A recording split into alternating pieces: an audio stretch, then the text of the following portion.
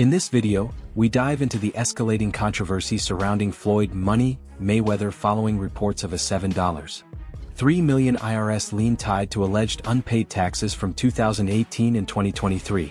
The news has sparked widespread speculation online, adding fuel to ongoing conversations about his finances, previous lawsuits, asset sales, and other claims that continue to raise questions about the true state of his wealth. At the same time, reactions across social media and within the boxing world have intensified, with several legendary figures, including Mike Tyson and others, being linked to comments and alleged behind-the-scenes opinions about Mayweather's situation. As rumors continue to spread and opinions remain divided, the discussion has only grown louder, with many questioning what is really happening behind the scenes. On April 9, 2026, a report surfaced that sent shockwaves through the combat sports world. The IRS filed a $7.3 million lien against iconic boxer and entrepreneur Floyd Mayweather Jr. over unpaid taxes from 2018 and 2023. The lien was officially recorded last month in Las Vegas, where Mayweather owns property. According to the notice, the balance remained unpaid as of March 26. Now, it's important to understand what this actually means. A lien gives the government legal claim over Mayweather's assets until the debt is settled. It also marks the latest chapter in a long history of tax-related issues for the 49-year-old fighter. This is a man who, according to Sportico, has generated over $1 billion in career earnings. His nickname is Money. His brand, clothing line, and promotional company all revolve around that identity, the Money Team. Mayweather is known for showcasing an extravagant lifestyle filled with luxury homes, high-end fashion, private jet travel, and stacks of cash. Yet despite all of that, he once again finds himself under IRS scrutiny. And this isn't new, it's not the first time or the second or even the third. Since 2004, the IRS has filed more than 24 liens and lien releases in Clark County, Nevada, under Mayweather's name. For over 2 decades, the pattern has remained consistent. Earn massive income, delay tax payments, face a lien, resolve it, and repeat the cycle. In 2023, a South Tax Court judge ruled that Mayweather owed $5 million in tax deficiencies along with $1 million in penalties related to his 2017 filings. Prior to that, he reached a $22.2 million settlement with the IRS over taxes from 2015, the year of his blockbuster fight with Pacquiao. That settlement only came after the IRS threatened to seize his assets. Going even further back, records show Mayweather paid $15.5 million in taxes covering 2001, 2003 through 2007 and 2009, but only after liens had already been filed, according to Clark County documents. So when the latest $7.3 million lien surfaced in March 2026, it didn't shock those familiar with his history. What did catch attention, however, was the timing. This development didn't happen in isolation. It comes during a period of major activity in Mayweather's career. The former champion, who officially retired from professional boxing in 2017 and has since focused on business ventures, is now stepping back into the spotlight. An exhibition bout between Mayweather and Mike Tyson is scheduled for April 2026. Additionally, a professional rematch with longtime rival Manny Pacquiao is reportedly set for September 2026 at the Sphere in Las Vegas. 3 fights in a single year for a 49-year-old retired boxer. And that's where speculation began to intensify. Boxing analyst W.D. Plemons didn't hold back. After the announcement of a separate fight involving Mike Zambides, Plemons posted a sharp message on X suggesting that Mayweather may be dealing with significant financial obligations. He wasn't alone in that view. Stephen A. Smith also weighed in, implying that Mayweather's return to the ring could be financially motivated. Claressa Shields, widely regarded as one of the top pound-for-pound fighters in the sport and the current undisputed women's heavyweight champion, appeared to echo similar sentiments. Even UFC commentator Joe Rogan shared his perspective, suggesting that a potential Mayweather vs. Pacquiao rematch might be driven, at least in part, by financial necessity. On his podcast, he pointed out that despite earning more than perhaps any boxer in history, reports of financial obligations and unpaid dues continue to surface. The conversation within the combat sports community has been constant and increasingly direct. But to understand why this moment has struck such a chord, you have to look at everything that led up to it. In early February 2026, Floyd Mayweather added another twist by filing a major lawsuit. The undefeated champion, who retired with a perfect 50-0 record and reportedly generated over $1 $2 billion in career earnings, filed a $340 million lawsuit against Showtime Networks. The 25-page complaint, submitted in Los Angeles County Superior Court on February 4, 2026, named Showtime Networks Incorporated and former Showtime Sports president Steven Espinoza as defendants. Mayweather is seeking at least $340 million in compensatory damages, along with punitive damages, alleging that Showtime and Espinoza knowingly took part in what the filing describes as a long-running, complex scheme of financial fraud orchestrated by his former manager and advisor, Al Haymon. This is where things become complicated. Notably, Haymon himself is not listed as a defendant, a detail that has raised eyebrows among legal analysts and boxing insiders. If Mayweather is claiming that Haymon was the central figure behind the alleged scheme, the question becomes, why not pursue legal action against him directly? To better understand the claim, you have to go back to 2013. That year, Mayweather parted ways with HBO, his longtime broadcasting partner, and signed a 30-month, 6-fight deal with Showtime. At the time, ESPN described it as the most lucrative contract ever given to an individual athlete. Under that agreement, Mayweather faced Robert Guerrero, Canelo Alvarez, Marcos Maidana twice, Manny Pacquiao and Andre Berto, while also competing against UFC star Conor McGregor on Showtime pay-per-view. In total, Mayweather fought 8 times on Showtime PPV, with the Pacquiao fight still holding the record as the highest-grossing pay-per-view event in boxing history, generating more than 4 million buys and roughly $410 million in revenue. For that fight alone, Mayweather reportedly earned around $250 million. However, the lawsuit claims that a significant portion of that revenue never actually reached Mayweather directly. According to the filing, Al Haymon began managing Mayweather's career around 2004 under a verbal agreement that entitled him to a 10% fee.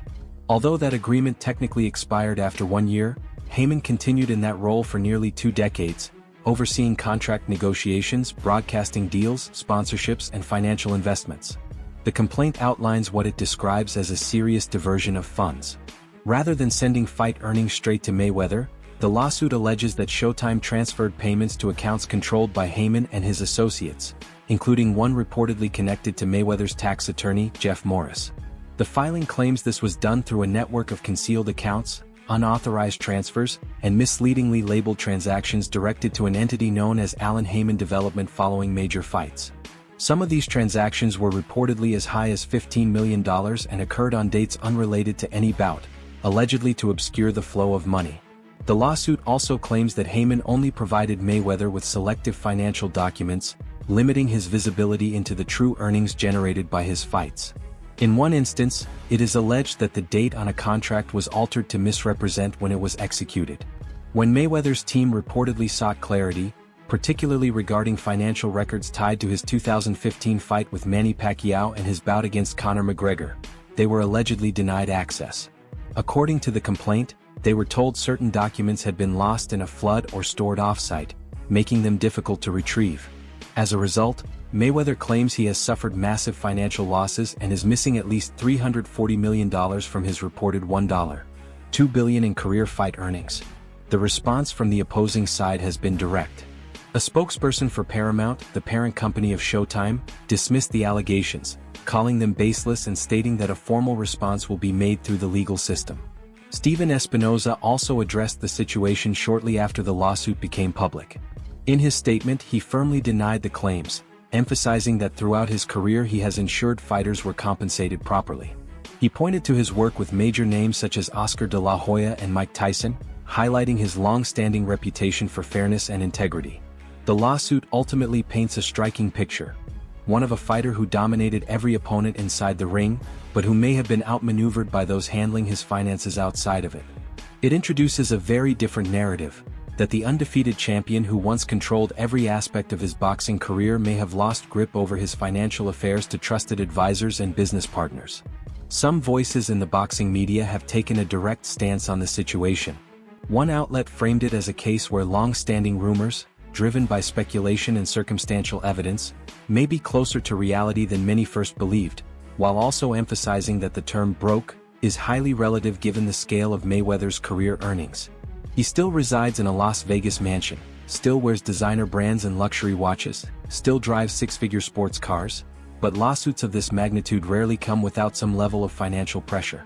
The report described the case as a 25-page Hail Mary, alleging that longtime manager Al Heyman and former Showtime executive Steven Espinoza diverted $340 million from Mayweather's reported $1.14 billion in career earnings away from accounts under his direct control. If the Showtime lawsuit served as the loudest warning sign, a quieter yet equally revealing signal has been the gradual liquidation of Floyd Mayweather's most valuable assets.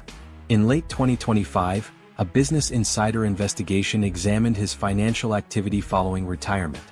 According to the report, over the previous 18 months, Mayweather sold several major assets, including his private jet and multiple luxury homes in Miami and Beverly Hills.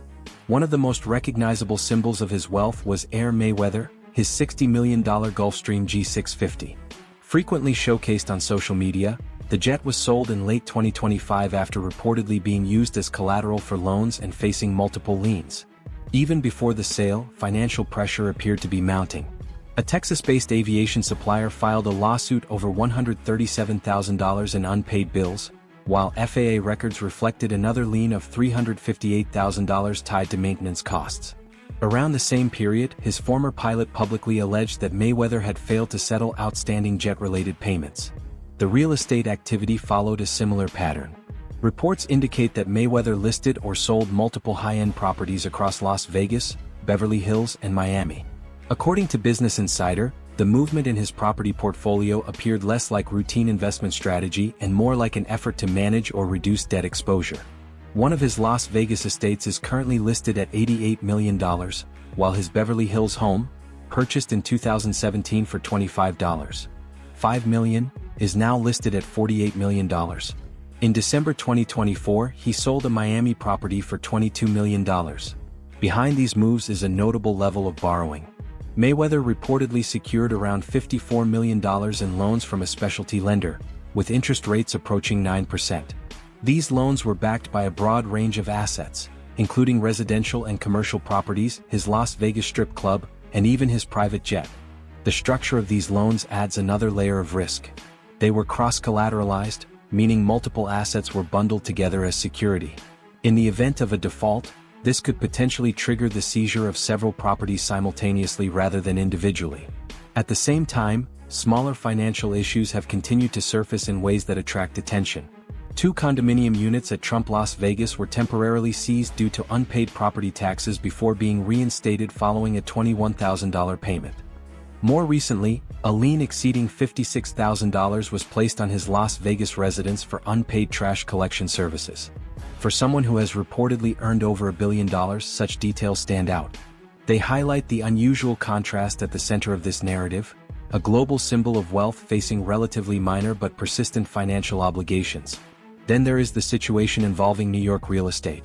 In 2024, Mayweather publicly claimed he had purchased more than 60 affordable housing buildings in Manhattan for $42 million, stating that he owned them outright without partners. However, follow-up reporting found no verifiable evidence that these transactions were completed, with no sales records or pending deals linked to his name. When viewed together, these developments present a complex and layered picture. On the surface, Floyd Mayweather continues to project the same ultra-luxury lifestyle that defined his career. Beneath that image, however, there are increasing signs of financial strain. Lawsuits, asset sales, rising debt obligations, and disputed claims, all contributing to growing uncertainty about the true condition of his finances. The gap between the image presented on social media and the reality reflected in legal filings and property records appears wider than ever. One of Mayweather's former attorneys offered a candid perspective, suggesting that the structured support system he once relied on may no longer be intact. Mark Trados, a Las Vegas-based lawyer who represented him during parts of his career, noted that having experienced professionals managing financial and legal matters provides a layer of protection that may now be missing. And the pressure extends beyond the IRS and the Showtime lawsuit. A growing list of creditors has pursued claims against Mayweather over the years, with enforcement actions now becoming more aggressive. One notable case traces back to a 2017 agreement in which Mayweather allegedly accepted $210,000 to appear at promotional events across Africa, including Nigeria. According to reports, he failed to fulfill those appearances and did not return the funds, prompting a lawsuit in 2018 that alleged breach of contract, fraud, and unjust enrichment. After several years of legal proceedings, A Los Angeles court ruled in favor of the company in 2023, awarding nearly $2.38 million in damages, fees and interest. Mayweather reportedly attempted to appeal the ruling, but that appeal was ultimately denied. With interest continuing to accumulate at an estimated 10% annually, attorneys have now been given the authority to pursue enforcement actions, including targeting his assets. Court filings have identified several high-end vehicles as potential seizure targets, including luxury supercars whose value exceeds the judgment itself. Among those cited are a 2015 Bugatti Veyron and a 2015 Ferrari LaFerrari Aperta. Both exceptionally valuable assets that could easily cover the outstanding amount if seized. Then there is the dispute involving a jeweler. In 2024, a Miami-based jeweler filed a claim alleging that Mayweather owed $3.9 million for luxury timepieces, including a Patek Philippe 5980 and two Richard Mille RM 35-02 models.